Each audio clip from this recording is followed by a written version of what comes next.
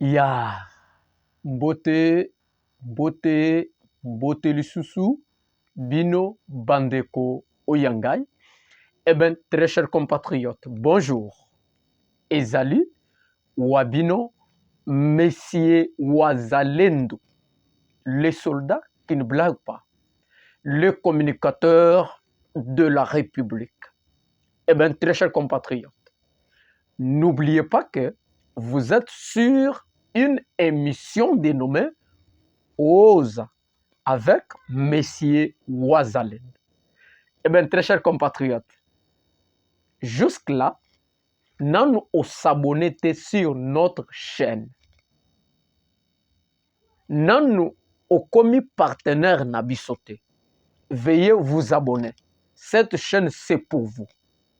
Monsieur Wazalendo Channel, nous sommes là pour prêcher l'évangile du patriotisme.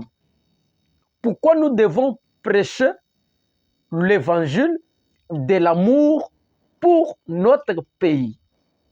C'est parce que nous avons le Congo comme le seul bien commun que nous avons. Et si aujourd'hui, nous ne parlons pas de la République, eh bien, très chers compatriotes, qui parlera à notre place? C'est la meilleure façon d'apporter une pierre à l'édifice. Eh bien, Monsieur Wazalendo Channel, c'est une brigade numérique de l'information. Ici, nous prêchons l'évangile, le patriotisme, avec un prédicateur, Monsieur Wazalendo. Eh bien, très chers compatriotes, une bonne nouvelle pour tous les travailleurs qui travaillent dans les entreprises des Indo-Pakistanais dans la République démocratique du Congo. Une bonne nouvelle pour eux. Les députés nationaux viennent de proroger l'état d'urgence dans les provinces de Nord Kivu et l'Ituri. Eh bien, très chers compatriotes, je vais commencer par le travailleur. Les Indo-Pakistanais, avec le gouvernement du pays, ont signé un acte d'engagement aujourd'hui. Cet acte d'engagement, c'est pour le respect de tous les travailleurs congolais œuvrant dans leurs entreprises. Alors, le contenu de cet acte est pour valoriser les travailleurs congolais. Ils se sont mis d'accord sur le respect de l'horaire. Parce que ces gens-là ne respectent pas les Congolais. Les Indo-Pakistanais ne respectent pas les Congolais. Ils traitent les Congolais comme des chenilles, comme des choses dans leurs boutiques, dans leurs entreprises. Alors, l'État avec eux, ils se sont convenus au respect de l'horaire du travail. Ils se sont convenus sur l'annulation de la sous-traitance. Cela veut dire une entreprise existe, une autre entreprise apporte ses ouvriers. Maintenant, lorsqu'il s'agit de paye ou d'un salaire, on ne paye pas direct ses ouvriers, mais ça passe direct par l'entreprise ou le monsieur qui avait amené ces gens dans cette entreprise des Indo-Pakistanais. Alors, ils se sont convenus avec l'État l'annulation de la sous-traitance. Donc, fini la sous-traitance dans les entreprises des Indo-Pakistanais en République démocratique du Congo. Le paiement doit se faire au taux du jour.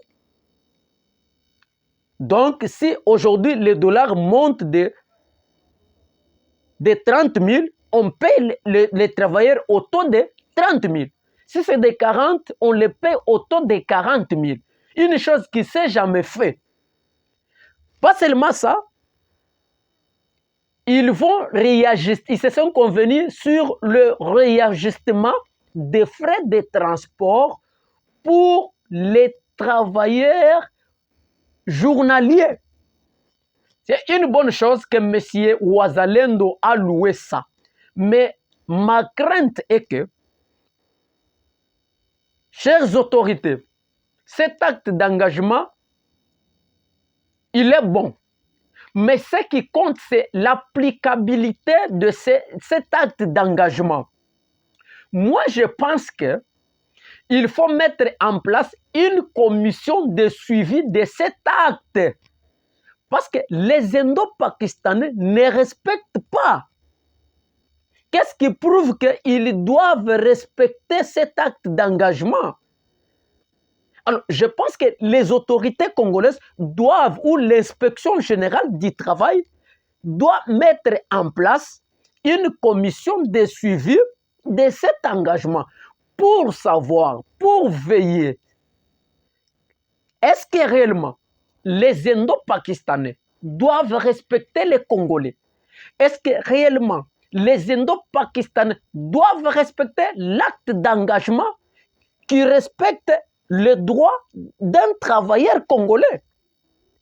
Eh bien, très chers compatriotes, c'est tout ce que l'État doit faire. L'État ne peut pas se limiter au niveau seulement de signer l'acte, l'annulation de la sous-traitance, le respect à l'horaire du travail, le paiement doit se faire au taux du jour, et quoi le rajustement de frais de transport pour les gens. Non, ce n'est pas ça. Mettez en place une commission de suivi pour veiller à cela, pour voir si ces gens-là doivent respecter nos frères congolais. Sinon, M. Ouazalendo n'est pas content de cela. Parce que nous savons, notre crainte est que ces gens ne respecteront pas ça. Alors, lorsqu'il y a une commission de suivi, la commission va veiller le respect ou l'applicabilité de cet acte d'engagement.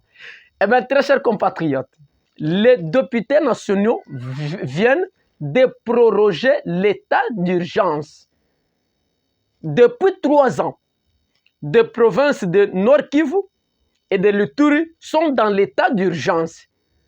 Parce que nous sommes agressés par Paul Kagame avec le Rwanda.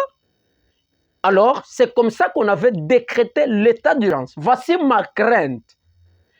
Je me souviens encore, c'était au hémicycle, lorsque Kouloutou, Christophe Mbosso était le président de l'Assemblée nationale. Il avait crié du haut de l'hémicycle en disant: vous les députés de Nord Kivu, quittez les groupes armés, sinon je vais le dire. Mais depuis Kouloutou Mbosso avait parlé ces choses dans un pays normal, il devait être interpellé et entendu sur les PV. Est-ce que Kouloutou Mbosso connaît des personnes, des députés qui sont inclus dans les groupes armés, qui tuent, qui violent dans l'est de notre pays? C'est ça ma crainte.